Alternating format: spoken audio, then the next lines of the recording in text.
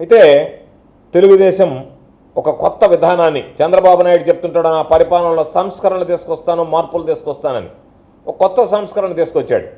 అది ఏమిటి అంటే తెలుగుదేశం పార్టీ వాళ్ళు వెళ్ళి మీరు వైఎస్ఆర్ కాంగ్రెస్ పార్టీ ఆస్తుల మీద దాడి చేయండి, నష్టపరచండి, గాయపరచండి, తగులు పెట్టండి, ఏదైనా గుర్తు తెలియకపోతే ఆ కేసు కొట్టేస్తారు.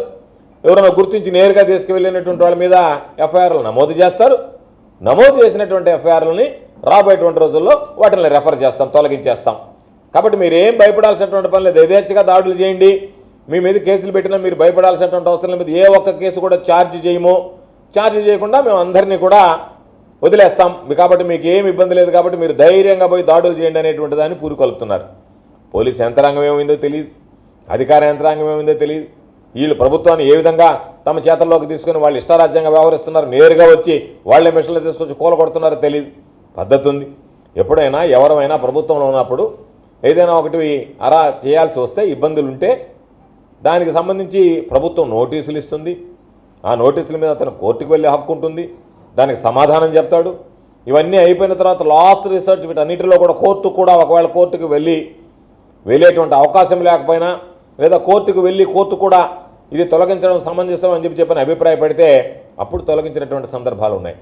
నోటీసు లేదు, ప్రభుత్వ జోక్యం లేదు, అధికారులు రాలేదు, వాళ్ళకి సంబంధించి ముందస్తు పాపం వాళ్ళ సామాన్లు కనీసం అక్కడ లోపల ఉన్నటువంటి వస్తువులు కూడా తొలగించకుండా నేరుగా వెళ్ళడం, గోడలు పగలగొట్టడం, దాన్ని కూల్చేయడం, వెళ్ళిపోవడం. అంటే ఇదంతా ఎంత విధ్వంసానికి సృష్టించేటువంటి పరిస్థితి ఉందంటే బహుశా నాకు తెలిసి రాష్ట్ర చరిత్రలో ఎన్నడూ లేదు, నెల్లూరు జిల్లాలో అసలే లేదు.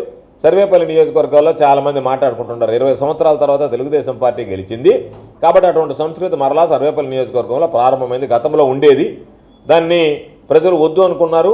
మరలా ఈరోజు దురదృష్టవశాత్తు తెలుగుదేశం ప్రభుత్వం అక్కడ విజయం సాధించింది కాబట్టి తెలుగుదేశం అభ్యర్థి ఈరోజు మరలా మొదటికొచ్చి ఇటువంటి దుందుడుకు చర్యలకు పాల్పడడం, కవింపు చర్యలకు పాల్పడడం జరుగుతుంది అని చెప్పి తెలియజేస్తున్నారు. కాబట్టి మేము స్పష్టంగా చెప్తున్నాం, పూర్తి స్థాయిలో వైఎస్ఆర్ కాంగ్రెస్ పార్టీ నాయకులకి కార్యకర్తలకు అండగా ఉంటాం. ఎవరి ద్వారా అయితే ఈరోజు నష్టం జరిగిందో, ఎవరి ద్వారా అయితే ఈరోజు నష్టం వాటిల్లిందో, ఎవరైతే ఈరోజు మేము చేశాము కదా ఈ ఘనకార్యం అని చెప్పి చంకలు గుద్దుకుంటున్నారో భారీ మూల్యం చెల్లించుకోవాల్సినటువంటి పరిస్థితి ఏర్పడుతుంది. పరిస్థితులు ఎప్పుడూ ఒకే విధంగా ఉండవు, కాలచక్రం తిరుగుతూ ఉంటుంది, అధికార మార్పిడి జరుగుతూ ఉంటుంది. ఆ అధికార మార్పిడి జరిగినప్పుడు ఈరోజు చేసినటువంటి పాపాలన్నీ శాపాలుగా మారతాయనేటువంటి విషయాన్ని గుర్తుంచుకోండి.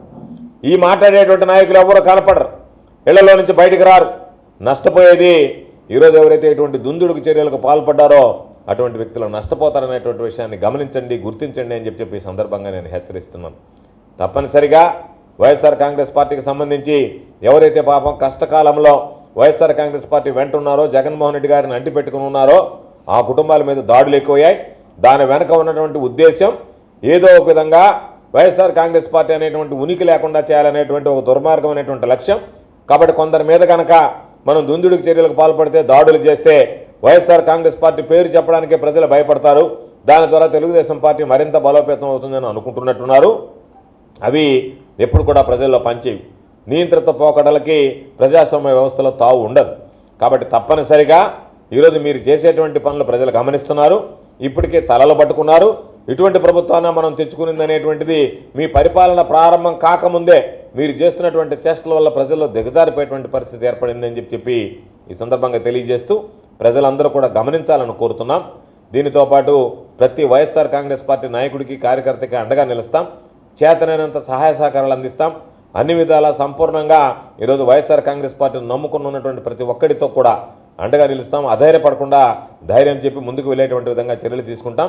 కాబట్టి ఇప్పటికైనా నేను అధికార యంత్రాంగాన్ని దయచేసి మీరు దాన్ని ప్రోత్సహించకుండా నియంత్రించండి, మీరు జోక్యం చేసుకోండి.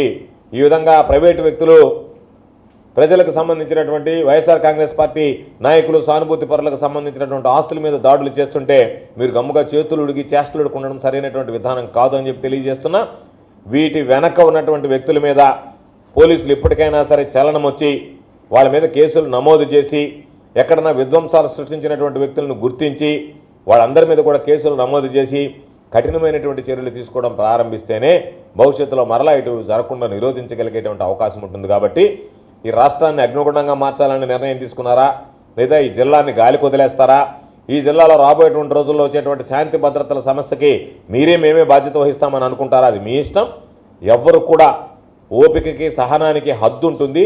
ఆ హద్దు మీరినప్పుడు దానికి సంబంధించినటువంటి దుష్పరిణామాలు ఏదైతే ఉన్నాయో అది దానికి అధికార యంత్రాంగం, పోలీస్ యంత్రాంగం బాధ్యత వహించాల్సినటువంటి అవసరం ఉంది అని చెప్పి ఈ సందర్భంగా తెలియజేస్తూ నేను మరలా డిమాండ్ చేసేది, ఎక్కడెక్కడైతే ఇటువంటి విధ్వంసాలు జరిగాయో ఇప్పటికే న్యాయస్థానాలను ఆశ్రయించారు, న్యాయస్థానంలో కూడా ఇవన్నీ వ్యాజ్యాలు ఉన్నాయి.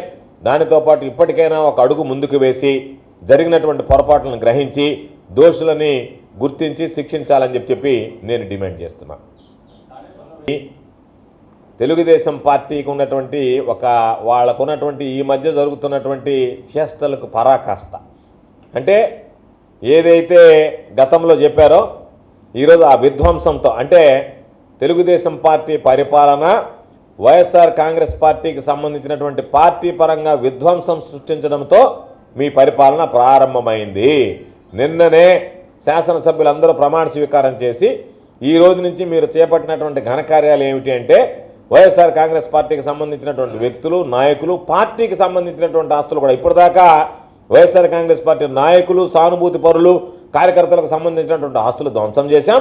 ఈ రోజు నుంచి వైఎస్ఆర్ కాంగ్రెస్ పార్టీకి సంబంధించినటువంటి ఆస్తులను కూడా ధ్వంసం చేస్తామని చెప్పన్నట్టుగా ఈ రోజు నుంచే నిన్న ప్రమాణ స్వీకారం చేసినటువంటి శాసనసభ్యులు, కొత్తగా కొలువుదీరినటువంటి శాసనసభ ఈరోజు దానితో పని ప్రారంభించింది. ఇంకా రాబోయే రోజుల్లో వైఎస్ఆర్ కాంగ్రెస్ పార్టీకి సంబంధించినటువంటి ఆస్తులను కూడా మేము మిగలనివ్వము, వాటి మీద కూడా దాడులు చేస్తామని ఒక సంకేతం ఇవ్వడం జరిగింది.